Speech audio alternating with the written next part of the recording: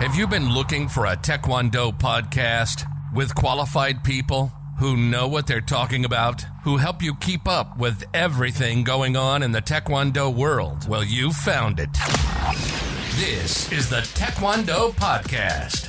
Taekwondo news, competitions and other events, training and sports science, keeping the fans, coaches, and high-performance athletes up to date with the latest news and trends on Olympic Taekwondo. Let's do this. This is the Taekwondo Podcast. And now your hosts, Coach César Valentim and Peter Nestler.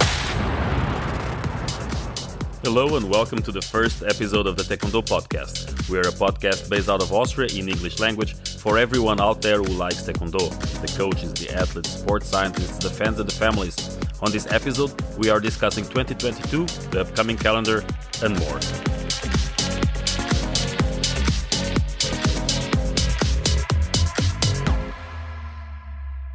Welcome to our first official episode. I'm Coach César Valentim and with me is Coach Peter Nestler. Hello Peter, how are you? This is the first episode we are talking about the upcoming events. Most recent news. What do you think 22 is going to be like?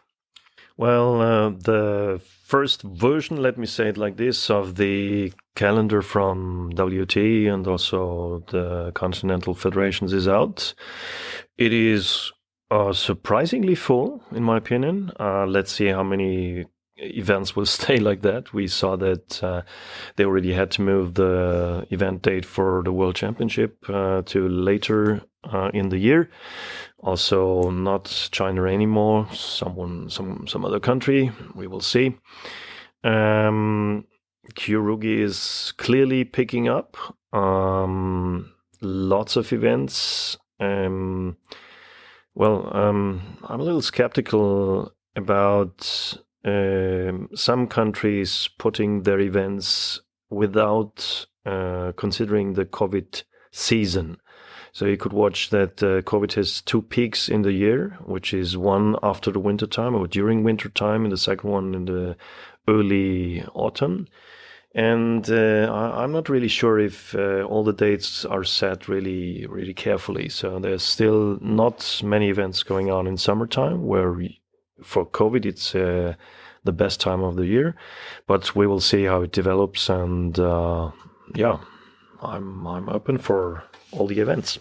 Well, the calendar this year is very interesting because we see PA2, especially since the Pan American Taekwondo Union has, for the first time, someone from Latin America as the president. Juan Manuel Lopez is the new president of the PA2. He was the president of Mexico before, and they introduced a big calendar, a lot of changes, new chairmans, a lot of committees, big changes over there on the other side of the pond. And of course, it bringing a lot of events to that region will allow the athletes over there to get more medals, more points, especially considering that this year all the events are G2 events. So instead of being 10 points events for the normal opens and the President's Cup and one other event being a 20-point event, all the events will be a 20-point event. I don't know if they will keep the 40 points point cap per year or if they will move it to 60. That would make more sense considering that every event is a 20-point event. But it allows the players not to go to all the events, even if it's a 40 or 60 point cap. The top players will be done pretty soon, 2-3 events and it's over, and allows the smaller fish in the pond to try to get some points and try to climb the ranking. The ranking is a little bit unfair for the newcomers. You come out of junior division without a world championship that allows you to give points, to start with points in the ranking. You come into the big pond with the big sharks and you have immediately be seeded against the top 1 or 2. It's a little bit unfair for the newcomers, but that's the ranking system is something we'll leave and we'll talk about in the next episode. The calendar being out there, having a lot of events, it's actually quite refreshing. It is a little challenging because the first event is right around the corner. We have next episode we'll talk about the first competitions being Turkish Open and the President's Cup. The fact that every every second week there's a big event, makes it a little more interesting for the teams. Of course, it looks a little bit like 2019, 2018, where all the events were pretty close to each other. Belgium, Netherlands. We have a few surprises. We have as we mentioned on one of the bonus episodes, we have the women's championships. In this case, in Europe, we'll have European championships with direct quota for the regular European championships, together with the quotas from the President's Cup that brings even more quotas to the European championships. It will allow the bigger powerhouses of Taekwondo to bring even more athletes, and will allow also the independent athletes that are not so dependent from the national governing bodies to qualify for the events. The event is definitely the calendar is definitely a very good calendar, spread out through the year. We know that in the August we have, for the juniors and cadets, big events again in Sofia, the World Championships in cadets and in juniors. But for the university athletes, also the university games, the former university. So together, if they don't get cancelled, because again, if in China they cancel the World Championships, the fact that FISU is going to do a multi-sport event is even riskier. So I'm pretty skeptic about the event in August in China. But the G2s are out there, the calendars out there. Are you planning to visiting a few of them this year? Many more than last year? We're having some of the G-class events on our schedule. I hope it stays like that, because arranging for all these travels is at the moment a lot of work to do. And I mean, there is a lot of events out there. For us, the good thing is that those things getting cancelled are very far away, as you mentioned, like China. It's a big travel. Also, Oceania at the moment quite closed, so not a big deal for us. We can stay in Europe for many G-class events. We can collect points. I've heard that the 60 points is already decided. So let's start collecting the points, yeah. Well, we're all vaccinated, so Australia is definitely not a big problem for us. The problem with the events being cancelled is that most of the expenses you have don't get refunded. So far, the organizing committees of the competitions are refunding all the teams, but it's harder with the hotels.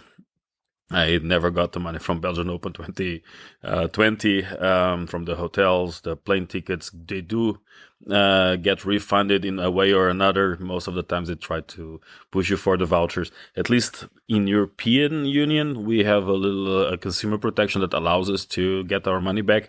It's not the same for everyone else, and I know that in other continents it's not the same. I hope that the competitions will happen. WTA has great calendar decisions, because it's spread out events all over the world. I would love to go to Niger Open or to Costa Rica.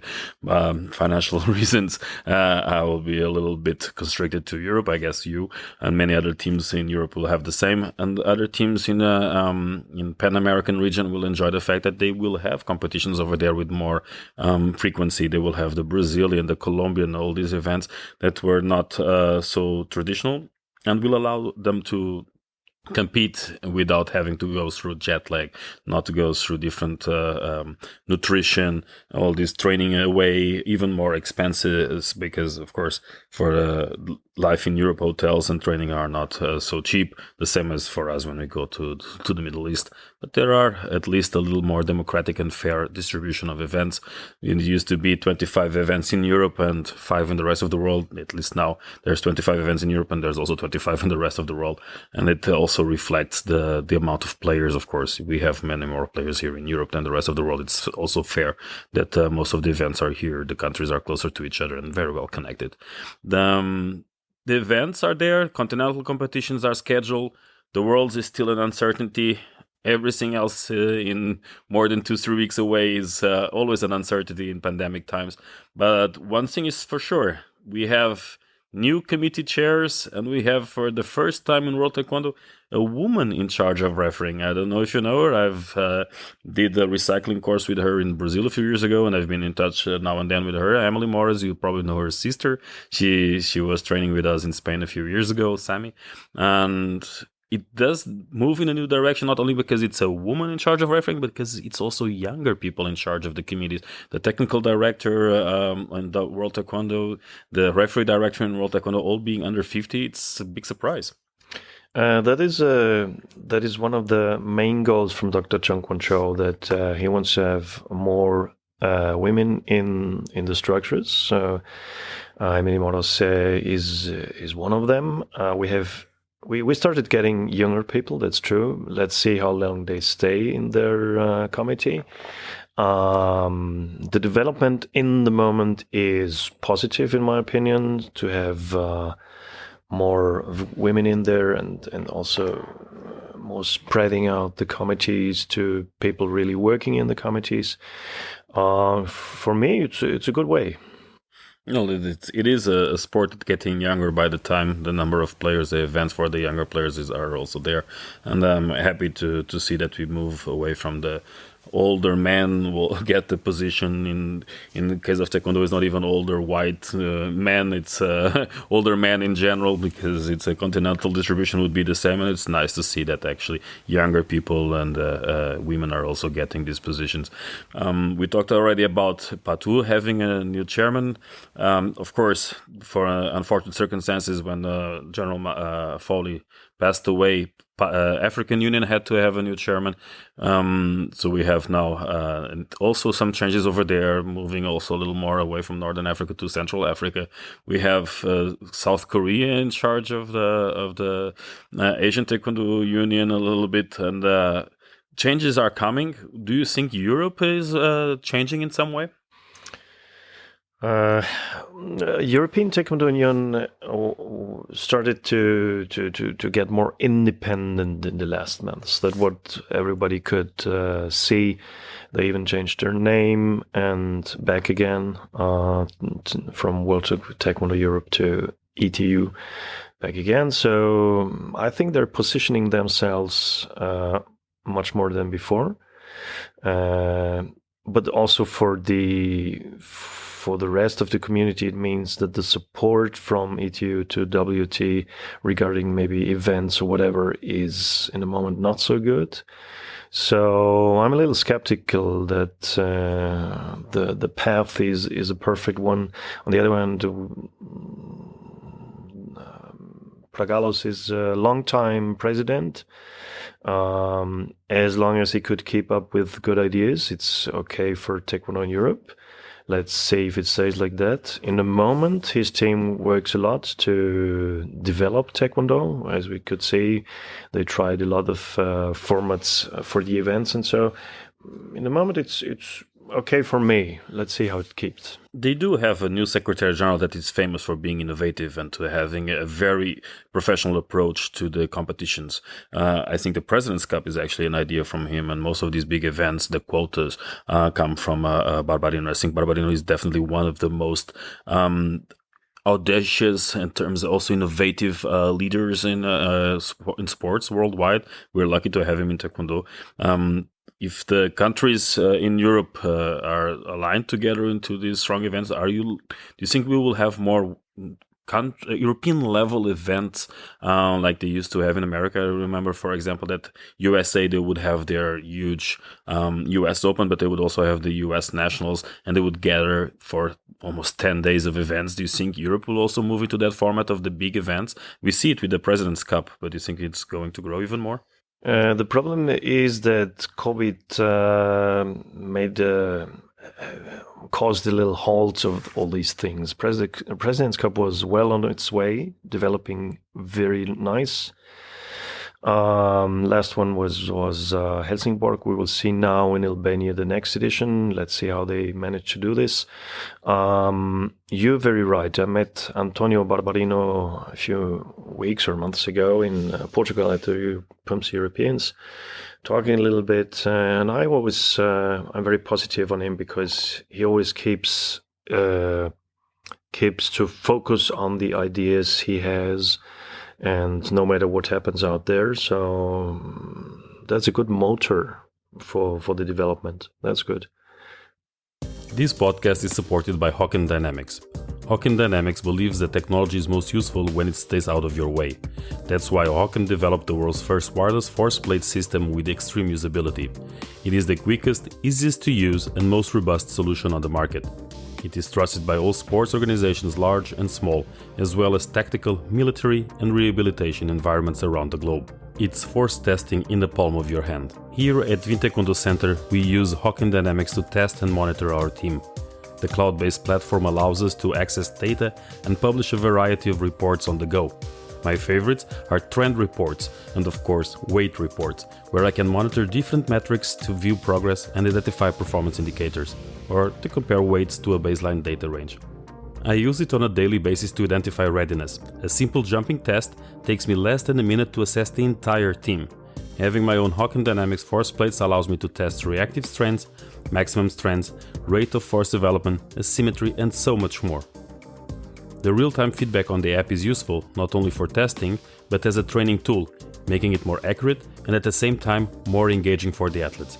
If you are interested in learning more about Hawken Dynamics or getting your own, the team can be reached at info@hawkendynamics.com or on Instagram or Twitter @HawkenDynamics.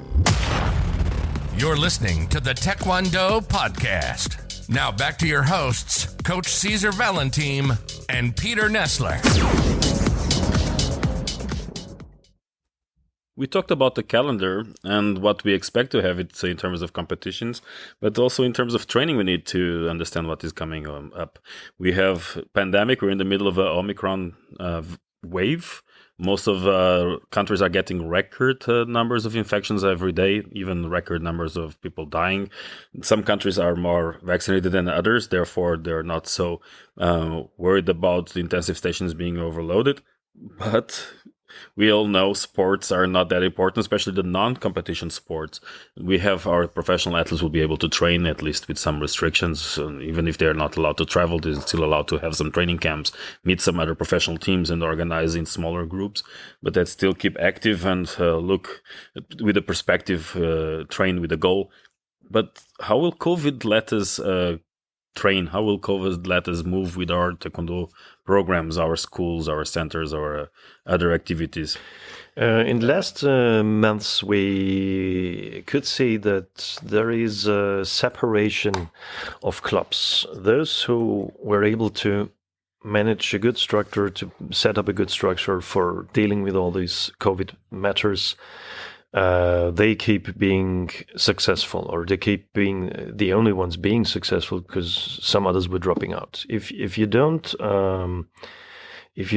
fulfill all the criteria, if you don't do your housework, you will not be successful. So the professional clubs, they keep their path. That's very clear. COVID is just, in my opinion, it's just one thing, and management thing to handle. If you have a good management in your club, you have all the structures set up, you have all the protocols perfectly worked out, then it's no problem. It is a lot of work. It's also more money than before. The investments in whatever you need for dealing with all these things, your travels are more expensive, whatever. It's more money, yes, but on the other hand, you will stay successful on this. What do you think? I think that in some countries we are luckier than others. Clubs that are located in countries with less restrictions, or at least with less regulations, it will be able to train without so much of that investment. Countries that are in more restriction mode and have a little more incentives for the clubs to work in a professional way, they will also demand you more, and they will allow you to train. But if you have to invest in training, as for example contact tracing. One of the things that we have to do for contact tracing is not only to keep a sign-up sheet for the members. That works in many other countries. In Austria, if you don't have a digital contact tracing that you are able to share immediately and accessible and record, and also for data protection, able to disappear for a few days. All those tools, all those operational systems, they have to be in place. And of course, in other countries, it's easier than in Austria. But in another way, in Austria, if you don't invest, you don't get it. In terms of keeping your doors open, it's obviously that everyone around the world is suffering from a decline of participation in the classes, in memberships, because people are just afraid. The restrictions will not let them do it. We have either space limitations, we will have attendance number limitations, medical limitations. If you are not vaccinated in Austria, you're not allowed to train. If you are not tested 3 times a week, you're not allowed to train. If you are not wearing this or wearing that, you are not allowed to train. So there's all these restrictions. The members, even if they are willing to train at some degree, they will not go through all the hurdles to come for training. Will I really want to go and then I have to drive there, then I have to do a test before I drive there, then I have to register online, then I have to do this. So of course, some of the participation numbers will decrease because the access to the sports venues itself are restricted. In some cases, sports venues are still locked. Training will be challenging, competitions will be challenging, but we'll try to get the best out of it and have 2022 be a successful year, since 2024 just around the corner. Thank you, Peter. It was a pleasure being here with you and with everyone who's listening. This was our first episode of the Taekwondo podcast. If you haven't already listened to our bonus episodes, they are already available online wherever you listen to your podcasts. We are releasing new episodes every Tuesday, and the first episode is already out there. So stay tuned, subscribe to the podcast, leave us a positive review, and share it with your friends.